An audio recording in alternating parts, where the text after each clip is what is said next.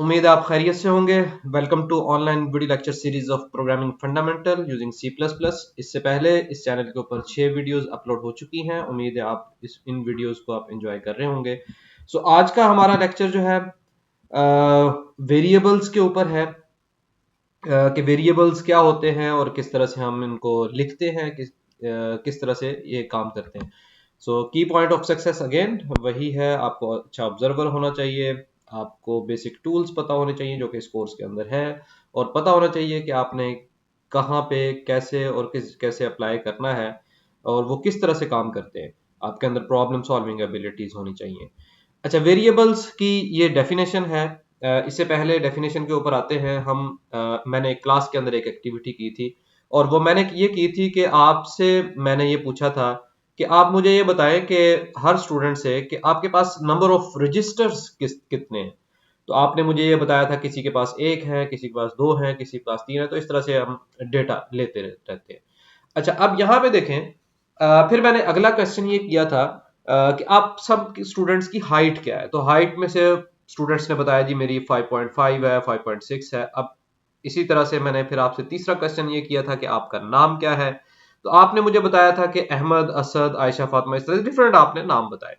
तो अब ये जरा इस डेटा को देखें कि अगर इस तरह से हम आपकी क्लास का डेटा कलेक्ट करें और फिर उसको हम स्टोर करना चाहें और उसके ऊपर हम कोई प्रोसेसिंग करना चाहें, तो इस तरह के डेटा सेट को फिर कैसे स्टोर किया जाए और फिर किस तरह से काम किया जाए। तो इस तरह के डेटा सेट को जब भी हमारे पास डेटा आ जाता है, तो हमेशा हम क्या करते हैं, हम फिर उसको वेरिएबल्स के अंदर स्टोर करते हैं। तो वेरिएबल क्या होते हैं? Variable is a name given to a memory location. अब फिर ये जो डेटा हमारे पास आता है ये किसी ना किसी मेमोरी में स्टोर होता है, और मेमोरी में जब स्टोर होता है तो जिस मेमोरी लोकेशन के अंदर सेव होता है हम उसको एक वैल्यू, उसको नेम दे देते हैं और उस नेम को हम वेरिएबल कहते हैं। और वेरिएबल की वैसे एक और डेफिनेशन भी है कि ऐसी वो चीज जिसकी वेरिएबल, जैसे हाइट वेरिएबल है, इसके अंदर एज आपकी है वो वेरिएबल है, इसके अंदर नेम है, आपके पास नंबर ऑफ रजिस्टर, ये वेरिएबल्स हैं। तो ऑब्जेक्ट टू ऑब्जेक्ट जिसकी वैल्यू जो है वो वेरी करते करे उसको हम क्या कहते हैं? वेरिएबल्स कहते हैं। अब ये क्या है कि मेमोरी लोकेशन होती है कंप्यूटर के अंदर, हम उसको एक स्पेसिफिक नाम दे देते हैं और उसको हम वेरिएबल कहते हैं। So it is a basic unit of storage in a program. The value stored in variables can be accessed और change during the program execution. हम क्या करते हैं, अपने प्रोग्राम जब हम कर रहे होते हैं तो वेरिएबल के अंदर अपनी वैल्यू को स्टोर करते हैं, उसी के अंदर चेंज करते हैं और उसी वेरिएबल के थ्रू उसकी वैल्यू को हम क्या कर रहे होते हैं, एक्सेस कर रहे होते हैं। तो हमने जब इस डेटा सेट को स्टोर करना है, किसी मेमोरी में स्टोर करना है, और वो मेमोरी को जब हम एक्सेस करेंगे या उसमें कोई चीजें चेंज करेंगे तो उसके वेरिएबल के अंदर स्टोर करेंगे। वेरिएबल के थ्रू हम क्या करेंगे, स्टोर कर रहे होंगे। तो अब यहां पे एक और चीज देखें, ये हमारे पास 1 आ रहा है, 2, 3। अब नंबर ऑफ रजिस्टर्स, क्या आपके पास 1.5 हो सकते हैं? क्या आपके पास 1.7 हो सकते हैं? तो नहीं हो सकते। तो यहां पे इसका मतलब ये है कि आपके पास कुछ इस तरह से डेटा आएगा जो कि कंप्लीट नंबर है, एक डिस्क्रीट नंबर है। अब हाइट जो है वो आपकी डिस्क्रीट नंबर भी हो सकती है और उसके बाद पॉइंट वैल्यूज भी हो सकती है। इसी तरह से अगर क्रिकेट की बात की जाए तो क्रिकेट के अंदर आप कोई भी प्लेयर है वो स्कोर बनाता है। तो मैं आपसे पूछूं कि जी बाबर आजम का कितना स्कोर है, तो आप मुझे एक नंबर बताएंगे जी कि इतना नंबर है। क्या वो पॉइंट्स में हो सकता है? तो वो नहीं हो सकता। तो अब ये जो हमारे पास डेटा आता है, तो डेटा के अंदर यहां पे देखें ये कंप्लीट नंबर में आएगा, स्कोर कभी भी पॉइंट्स में नहीं आएगा। किसी भी फुटबॉल के प्लेयर ने कितने गोल्स किए, तो क्या मैं यहाँ पे कहूंगा 1.5 ने किए, उसने गोल किए, 1.2 गोल किए? नहीं, ऐसा नहीं है। उसका उसके लिए भी कोई क्या है कि डिस्क्रीट नंबर आएगा। तो जिस तरह का हमारे पास डेटा आता है, ये देखना कि उसकी नेचर किस तरह की है। जिस तरह की उसकी नेचर है, हम फिर उसकी टाइप डिक्लेयर करके तो फिर हम क्या करेंगे, उसको उसके अंदर स्टोर करेंगे। तो अब देख लेते हैं कि हमारे पास वेरिएबल्स की टाइप जो है वो कौन कौन सी है और क्या क्या चीजें उसमें स्टोर हो सकती हैं। तो यहाँ पे हमारे पास एक टाइप है इंट, और उसमें एक इंटीजर वैल्यू या होल नंबर सेव हो सकता है, जिस तरह के हमारे पास 123 है, या माइनस की कोई वैल्यू है। इवन उसमें कोई माइनस की वैल्यू भी स्टोर हो सकती है, या फिर क्या है, प्लस की वैल्यू भी स्टोर हो सकती है। इसी तरह से हमारे पास एक वेरिएबल की टाइप है डबल, जिसके अंदर हम कोई पॉइंट वैल्यू स्टोर कर सकते हैं, जैसा कि 19.99 है, और इसी तरह से माइनस में अगर कोई वैल्यू है वो भी स्टोर कर सकते हैं। ये हमारे पास इस तरह से है। फिर इसी तरह से एक हमारे पास डेटा की टाइप आती है। फॉर एग्जांपल मैंने ए को स्टोर करना है, मैंने कैपिटल बी को स्टोर करना है, तो फिर उसको किस तरह से स्टोर किया जाए, उसको हम क्या करते हैं, सिंगल कोटेशन लगाते हैं और उसको फिर इस तरह से किसी एक वेरिएबल के अंदर स्टोर करते हैं। इसी तरह से स्ट्रिंग हमारे पास एक वेरिएबल, अगर किसी वर्ड को, जैसे अहमद, यहाँ पे नाम आ रहा था ना, आप किसी नाम को आप क्या करना चाहते हैं, स्टोर करना चाहते हैं, तो फिर उसको हम क्या करेंगे, डबल कोटेशन के साथ लिख के फिर उस वेरिएबल के अंदर स्टोर करेंगे।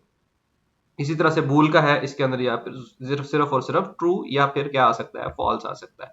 तो यहाँ पे देखें कि हमारे पास जिस तरह का डेटा आएगा, ये देखेंगे कि भाई वो किस नेचर का है, उसकी टाइप क्या हो सकती है, फिर उसको ऐसे किसी वेरिएबल के अंदर स्टोर करेंगे कि जिसकी टाइप जो है वो यहां से मैच करती हो। अब कभी भी आप अहमद जो है, जो कि एक स्ट्रिंग टाइप का डेटा है, उसको इंटीजर के अंदर या डबल के अंदर नहीं स्टोर करेंगे, ठीक है। तो हमेशा क्या करेंगे, उसको स्ट्रिंग के अंदर ही स्टोर करेंगे। इसी तरह से अब हमारे पास एक है पॉइंट्स में वैल्यू, हाइट, जो कि पॉइंट्स में आती है। अगर हम उसको कहें कि जी ये इंटीजर में स्टोर कर ले, तो ऐसा भी नहीं हो सकता। तो इंटीजर में हमेशा होल नंबर आएगा, इसमें डिस्क्रीट नंबर आएगा, कभी भी रियल नंबर हमारे पास नहीं आता इंटीजर में। तो डबल वैल्यू को, ऐसी चीज जिसकी वैल्यू जो है वो पॉइंट्स में आ सकती है, उसको हम कभी भी इंटीजर के अंदर स्टोर नहीं करेंगे, ठीक है। तो अब इसका स्टोर करने का तरीकाकार क्या है, सबसे पहले हम किसी भी वेरिएबल की टाइप लिखते हैं, फिर उसका नाम, ये हमारे पास डिक्लेयर करने का तरीका है। तो ये है डिक्लेरेशन। जैसे कि इंटीजर टाइप का अगर कोई डेटा वेरिएबल है एक्स, जैसा कि अब यहाँ पे मैं यहाँ पे जो मेरे पास नंबर ऑफ रजिस्टर्स है उसको एक्स के साथ रिप्रेजेंट करूं, तो एक्स यहाँ पे आ जाएगा और साथ उसकी टाइप आ जाएगी। डबल में ये वेरिएबल का नाम है और ये उसकी टाइप, वेरिएबल का नेम है फिर उसकी टाइप। अब यहाँ पे देखें ये थोड़ी सी गलती हुई है, मैं इसको स्ट्रिंग को एस कर लेता हूं। कभी भी एक वेरिएबल दो दफा डिक्लेयर नहीं हो सकता, एक वेरिएबल एक ही प्रोग्राम के अंदर एक ही दफा डिक्लेयर होगा, दो दफा डिक्लेयर नहीं हो सकता। अब इसी तरह से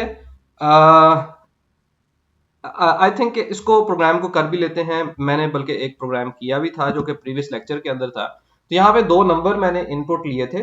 अब यहाँ पे देखें इंट नंबर 1, अब इन दोनों को मैंने इस तरह से डिक्लेयर किया, 3 नंबर।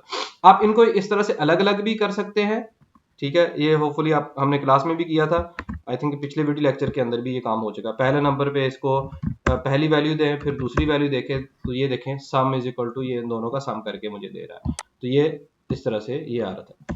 अब दो वेरिएबल, आप इसको 3 इस तरह से भी कर सकते हैं, या फिर आप इसको इन तीनों को एक ही लाइन के अंदर भी ये क्या कर सकते हैं, डिक्लेयर कर सकते हैं। तो ये देखें उसी तरह से, कोई फर्क नहीं पड़ा, कोई एरर नहीं आया, ठीक है। ये हमारे पास उसका आंसर भी आ गया। तो एक ही लाइन के अंदर भी हम क्या कर सकते हैं, इसको डिक्लेयर कर सकते हैं, लेकिन उस सूरत के अंदर जब इन तीनों की टाइप एक है। फॉर एग्जांपल अगर सम जो है वो डबल टाइप का होता तो फिर उसको अलग से डिक्लेयर करते, ठीक है। अब ये चूंकि नंबर 1, नंबर 2, नंबर 3 इसकी टाइप एक ही है, तो यहाँ पे हम इसको एक लाइन के अंदर डिक्लेयर कर सकते हैं। अब यहाँ पे देखें, अब सी इन करके नंबर 1 के अंदर मैंने वैल्यू स्टोर की है, उसकी जो इनपुट आ रही है उस यहाँ पे रखी, नंबर 2 के अंदर ये, फिर सम करके असाइन किया इसको सम के साथ, और फिर यहाँ पे मैंने इसको प्रिंट भी करवा दिया। अब इससे आगे चलते हैं जी कि रूल्स फॉर नेमिंग वेरिएबल्स, कि हम जब वेरिएबल का कोई नाम रखना हो तो उसका रूल क्या हो सकता है। The name of variable contains letter, digits and underscore, के हमारे पास जब भी हम कोई नेम रखते हो वो कोई अल्फाबेटिकली लेटर हो सकता है, जैसा कि एक्स है, या लेटर जो है वो हमारे पास एक्स है, वाई है, जी है। इसी तरह से डिजिट कोई 1 2 3 भी उसके अंदर आ सकते हैं, लेकिन वो 1 2 3 का रूल आगे आगे आएगा हमारे पास। अंडरस्कोर हो सकती है। The name of variables is case sensitive. अब यहाँ पे देखें मैंने लिया एन कैपिटल और ये है यहाँ पे लेता हूँ नम एन स्मॉल, तो इसका एरर आएगा। फॉर एग्जांपल यहाँ पे देखें, जब मैंने इसको डिक्लेयर किया तो यहाँ पे एन है, जब मैं इसको इनपुट लेता हूँ तो यहाँ पे कैपिटल एन कर देता हूँ, तो ये देखिएगा मेरे पास ये एरर आता है।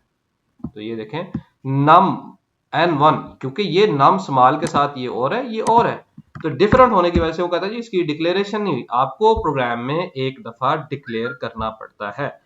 कोई भी प्रोग्राम हो उसके अंदर कोई भी वेरिएबल आपने यूज करना है तो सबसे पहला काम उसकी डिक्लेरेशन है। अगर आप उसको डिक्लेयर नहीं करेंगे तो वो क्या करेगा, एरर देगा। हाँ, जब आप एक दफा डिक्लेयर कर देते हैं फिर आगे उसको यूज कर सकते हैं। आप किसी भी वेरिएबल को दो दफा भी डिक्लेयर नहीं कर सकते। ये देखें मैंने दूसरी दफा इसको डिक्लेयर करता हूं तो ये देखें क्या होता है। तो ये देखें क्या है, रीडिक्लेरेशन ऑफ इंट num1, कि आप उसको क्या कर रहे हैं, रीडिक्लेयर कर रहे हैं, आप रीडिक्लेरेशन नहीं कर सकते। हाँ, अगर आपने इसको री यूज करना हो तो वो आप बार बार कर सकते हैं जैसे मर्जी। अब नेम क्या है, केस सेंसिटिव है। The name of variables does not contain any white space, आप उसके अंदर कोई वाइट स्पेस नहीं कर सकते। फॉर एग्जांपल यहाँ पे इस तरह से तो स्पेस नहीं आ सकती। सेम इसी तरह से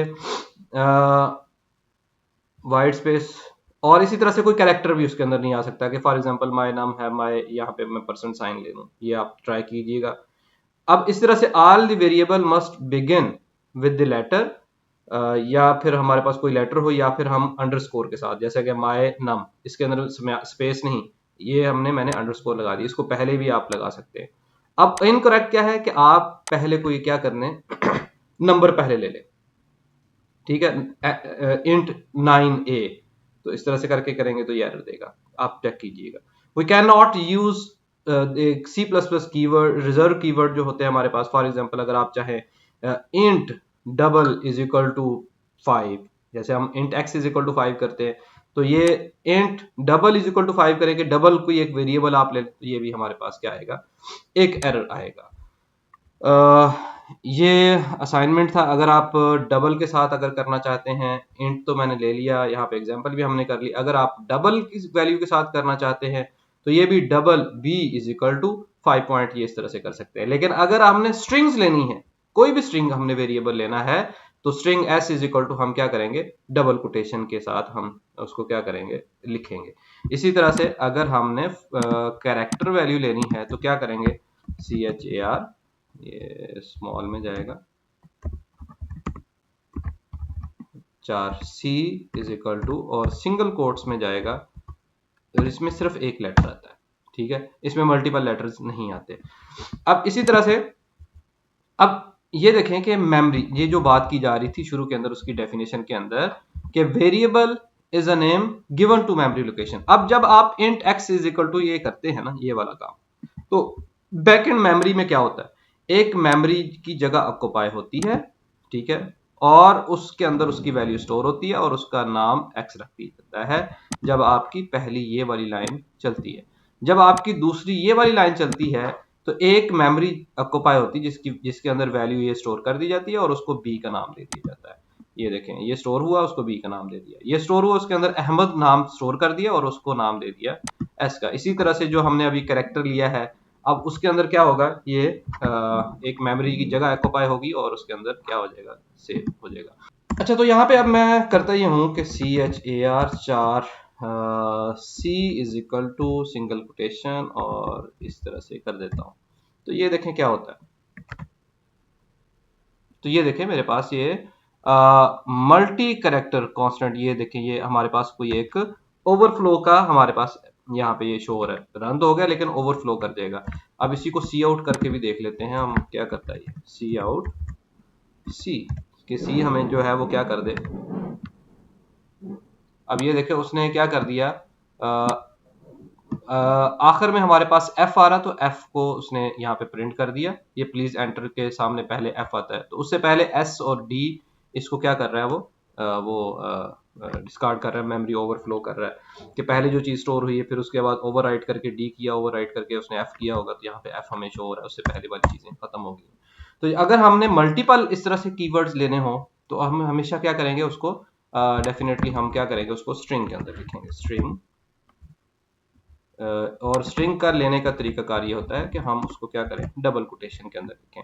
तो F11 करें तो ये यहाँ पे देखें वो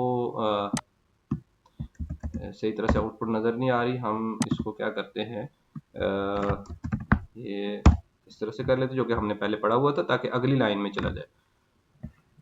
तो ये देखें SDF ये हमारे पास आ रहा है। ठीक है, तो ये था हमारे पास कुछ इंट्रोडक्शन वेरिएबल्स के बारे में। उम्मीद है आपको पसंद आया होगा। अच्छा ये देखें, ये आखिरी बात जो मैंने बात करने जा रहा था कि जब हमने कैरेक्टर के अंदर वो एक लेटर स्टोर किया तो वो क्यों ओवरराइट हो गया। तो उसकी वजह ये है कि कैरेक्टर का जो साइज है वो है ही 1 बाइट। अगर 1 बाइट से ज्यादा अगर स्पेस करेंगे तो वो क्या कर देता है, उसको खत्म कर देता है। इसी तरह से इंट के अंदर उसका साइज है 4 बाइट का, तो 4 बाइट की वैल्यू स्टोर होगी। अगर उससे बड़ी वैल्यू है तो उसको स्टोर नहीं कर सकता। अगर डबल भी इसी तरह से 8 बाइट्स का है, तो अगर उस यानी कि इन सब वेरिएबल्स की एक मेमोरी कैपेसिटी है और उसी मेमोरी के अंदर ही उन वैल्यूज को स्टोर कर सकता है। अगर उसकी वैल्यू बढ़ जाती है उससे तो वो उसको स्टोर नहीं कर सकता। सो उम्मीद है आपको ये लेक्चर पसंद आया होगा। If you have any question you can comment here. आप अपने गूगल क्लासरूम के अंदर भी उसको कमेंट कर सकते हैं। So thank you for watching this video. Allah.